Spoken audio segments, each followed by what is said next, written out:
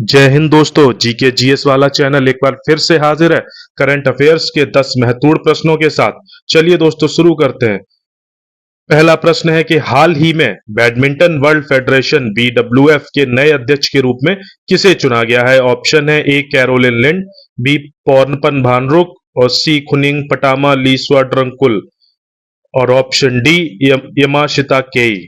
दोस्तों बहुत ही typical name है, उच्चारण करने में समस्या हो रही है तो अपने हिसाब से याद करिएगा शॉर्ट ट्रिक बनाकर। चलिए दोस्तों इस प्रश्न का सही आंसर है ऑप्शन नंबर सी खुनिंग पटामा लीस्वा डट्टरकुल। चलिए दोस्तों आपको बता दूं कि जो बैडमिंटन वर्ल्ड फेडरेशन यानी कि बीडब्ल्यूएफ के जो अध्यक्ष निर्वाचित हुए हैं और इस बीडब्ल्यूएफ का क्या सीन रहा है इसके बारे में आइए आपको सब चीज बातें बताते हैं। जो खुनिंग पटामा लीस्वा दत्तरकुल थाईलैंड से है सबसे पहले तो, और ये बैडमिंटन वर्ल्ड फेडरेशन यानी कि बीडब्ल्यूएफ की दूसरी महिला अध्यक्ष बनी हुई है और इन्होंने डेनमार्क के पॉल एरिक हुअर को स्थापन किया है जो वर्ष 2013 से लगातार 12 वर्षों तक इस पद पर थे और इनकी स्थापना 5 जुलाई 1934 को इंटरनेशनल बैडमिंटन फेडरेशन के नाम से की गई थी। और दोस्तों साथ ही अगला फैक्ट है कि वर्ष 1981 में इंटरनेशनल बैडमिंटन फेडरेशन को वर्ल्ड बैडमिंटन फेडरेशन के साथ विलय कर दिया गया था। और दोस्तों इसका जो बैडमिंटन वर्ल्ड फेडरेशन है इसका जो मुख्यालय है वो कुआलालंपुर है और कुआलालंपुर मलेशिया की राजधानी। और जो इसमें वर्तमान सदस्य हैं वो कुल 202 सदस्य हैं। तो दोस्तों जो बीडब्ल्यूएफ है इसमें कुल 202 सदस्य हैं। तो दोस्तों ये थी बीडब्ल्यूएफ के बारे में डिटेल जानकारी। चलिए दोस्तों बढ़ते हैं अपने अगले प्रश्न की तरफ। हमारा अगला प्रश्न है कि विश्व प्रेस स्वतंत्रता दिवस हर वर्ष कब मनाया जाता है। दोस्तों इस प्रश्न का आंसर जानने से पहले आपको बता दूं कि जो लोग इस चैनल पर नए हैं इस चैनल को सब्सक्राइब कर लीजिएगा और बेल आइकन प्रेस जरूर कर दीजिएगा, क्योंकि दोस्तों बेल आइकन प्रेस करने से आपको हमारे सारे वीडियोस की नोटिफिकेशन पहुंचेगी और आप ये करंट अफेयर्स के प्रश्न तैयार कर लीजिएगा।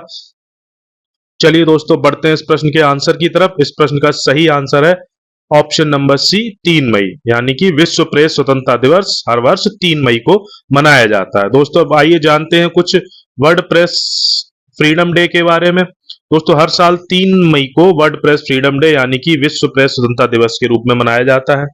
इस दिन को मनाने का उद्देश्य था कि प्रेस की स्वतंत्रता और पत्रकारिता की स्वतंत्रता को बढ़ावा देना। जैसा कि हम सब लोगों को पता है कि जब तक जितनी स्वतंत्रता प्रेस को मिलेगी तो तभी भ्रष्टाचार और ये कमियां खामियां निगरानी सही से हो पाएगी और ये सामने आ पाएंगी। दोस्तों ये जो विश्व प्रेस स्वतंत्रता दिवस है ये जो 2025 का है इसका थीम क्या है। इसका थीम है कि reporting in the brave new world the impact of artificial intelligence on press freedom and the media. और दोस्तों इसके 2024 का थीम क्या था। 2024 का थीम था कि a press for the planet journalism in the face of the environmental crisis. तो दोस्तों ये था विश्व प्रेस स्वतंत्रता दिवस की 2024 और 2025 की थीम और क्या उद्देश्य से मनाया जाता है ये सब जानकारी थी। चलिए दोस्तों बढ़ते हैं अगले प्रश्न की तरफ। अगला प्रश्न है कि एम फॉर नेचर पहल किसके द्वारा शुरू की गई थी। Option A UNEP, option B UNESCO, option C FAO या ऑप्शन डी यूएनडीपी। दोस्तों जल्दी जल्दी कमेंट सेक्शन में इसका आंसर दीजिएगा। जो प्रश्न कोई आंसर आप लोगों को आते हैं कमेंट सेक्शन में इसका आंसर जरूर दीजिएगा। चलिए दोस्तों बढ़ते हैं इस प्रश्न के आंसर की तरफ। इस प्रश्न का सही आंसर है एफएओ, यानी कि एम फॉर नेचर की पहल नामक पहल की शुरुआत एफएओ द्वारा की गई थी। तो दोस्तों अब एफएओ के बारे में जिज्ञासा हो रही होगी कि एफएओ आखिरकार है क्या। चलिए बताते हैं। एफएओ है एक संस्था है जिसका फुल फॉर्म है फूड एंड एग्रीकल्चर ऑर्गेनाइजेशन। तो ये जो संस्था है वो संयुक्त राष्ट्र की एक विशेष एजेंसी है जो खाद्य और कृषि के क्षेत्र में काम करती है। तो एफएओ जो है खाद्य और कृषि के क्षेत्र में काम करने वाली एक एजेंसी है और इसकी स्थापना हुई थी 16 अक्टूबर सन 1945। अब आइए जान लेते हैं एफएओ के मुख्यालय के बारे में। एफएओ का मुख्यालय रोम यानी कि इटली में है और एफएओ के जो महानिदेशक हैं वो क्यू डोंग्यू हैं और एफएओ में सदस्य देशों की संख्या कुल 195 देश है जिसमें यूरोपीय संघ भी यानी यूयू भी शामिल है। तो चलिए दोस्तों बढ़ते हैं अगले प्रश्न की तरफ। हमारा अगला प्रश्न है कि बोलीविया में स्थित कौन सा ज्वालामुखी जोम्बी वोल्केनो के नाम से जाना जाता है। जोम्बी वोल्केनो के ऑप्शन है option A Illimani, option B Nevado, option C Uturuncu या ऑप्शन डी लिकांगाबोर। चलिए दोस्तों बढ़ते हैं इस प्रश्न के आंसर की तरफ। इस प्रश्न का सही आंसर है ऑप्शन नंबर सी। बोलिविया में उटरुंग नामक एक ज्वालामुखी है, इसको जो है जोम्बी वोल्केनो के नाम से जाना जाता है। चलिए दोस्तों बढ़ते हैं हम अगले प्रश्न की तरफ। हमारा अगला प्रश्न है कि रियो ग्रांडे बेसिन में जल बंटवारे को लेकर विवाद किन दो देशों के बीच में है? ऑप्शन है ऑप्शन ए अमेरिका और कनाडा, ऑप्शन बी अमेरिका और मैक्सिको, और ऑप्शन सी मैक्सिको और ब्राजील, और ऑप्शन डी अमेरिका और क्यूबा। तो दोस्तों रियो ग्रांडे जो बेसिन का जल बंटवारे का विवाद है वो अमेरिका और मैक्सिको के बीच है, यानी कि इस प्रश्न का आंसर हो गया ऑप्शन बी अमेरिका और मैक्सिको। चलिए बढ़ते हैं अगले प्रश्न की तरफ। हमारा अगला प्रश्न है कि हाल ही में राष्ट्रीय सुरक्षा सलाहकार बोर्ड यानी एनएसएबी, नेशनल सिक्योरिटी एडवाइजरी बोर्ड के प्रमुख के रूप में किसे नियुक्त किया गया? दोस्तों ये वाला प्रश्न जो हमारी पिछली सीरीज थी 10 क्वेश्चन की उसमें भी था। तो इसके ऑप्शन है ए रंजन शर्मा, बी वेंकटेश शर्मा, सी आलोक जोशी और डी मनमोहन जोशी। बहुत सरल क्वेश्चन है। इसका ऑप्शन है आलोक जोशी। आलोक जोशी हाल ही में राष्ट्रीय सुरक्षा सलाहकार बोर्ड के प्रमुख नियुक्त किए गए हैं। चलिए दोस्तों बढ़ते हैं अगले प्रश्न की तरफ। हमारा अगला प्रश्न है कि भारत में समुद्री मत्स्य की जनगणना पहली बार कब की गई थी? समुद्री मत्स्य की जनगणना मतलब समुद्र की जो मछलियां हैं उनकी जनगणना कब की गई थी? ऑप्शन ए 28 मई, ऑप्शन बी 2 जून, ऑप्शन सी 7 जून और ऑप्शन डी 12 जून। बढ़िया क्वेश्चन है, एक यूनिक अलग टाइप का क्वेश्चन है, तो ये इंपॉर्टेंट क्वेश्चन बन जाता है।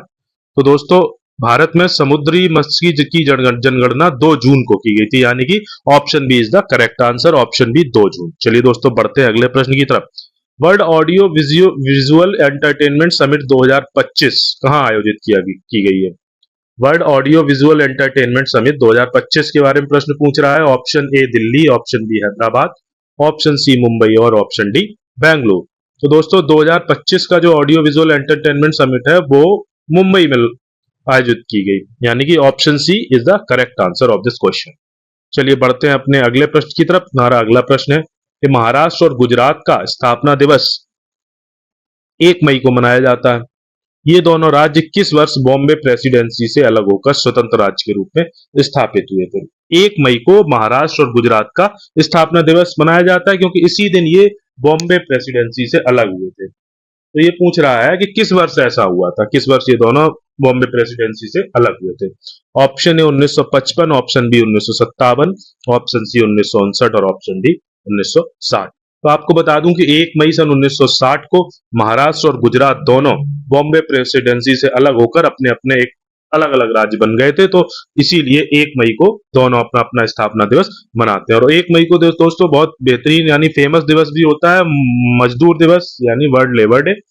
चलिए दोस्तों बढ़ते हैं अपने अगले और अंतिम प्रश्न की तरफ। हमारा प्रश्न है कि प्रोजेक्ट काइपर, जिसे एलन मस्क की स्टारलिंक स्पेस इंटरनेट सेवा के प्रतिस्पर्धी के रूप में शुरू किया गया है, किस कंपनी द्वारा लॉन्च किया गया? सबसे पहले तो इसमें यही जान लें कि प्रोजेक्ट काइपर किससे संबंधित है। प्रोजेक्ट काइपर संबंधित है स्टारलिंक स्पेस इंटरनेट सेवा से। और ये किसकी, जो स्टारलिंक स्पेस इंटरनेट सेवा ये किसकी कंपनी है? वो एलन मस्क की कंपनी है। चलिए दोस्तों इसके ऑप्शन है गूगल, बी मेटा, सी अमेजन और डी माइक्रोसॉफ्ट। तो जो प्रोजेक्ट काइपर है उसे अमेजन के प्रतिस्पर्धी के रूप में लॉन्च किया गया, यानी कि इसका सही आंसर है ऑप्शन सी अमेजन। तो दोस्तों ये थे इस वीडियो के सारे प्रश्न। तो दोस्तों इसी तरह करंट अफेयर्स के महत्वपूर्ण प्रश्न आपके लिए आते रहेंगे।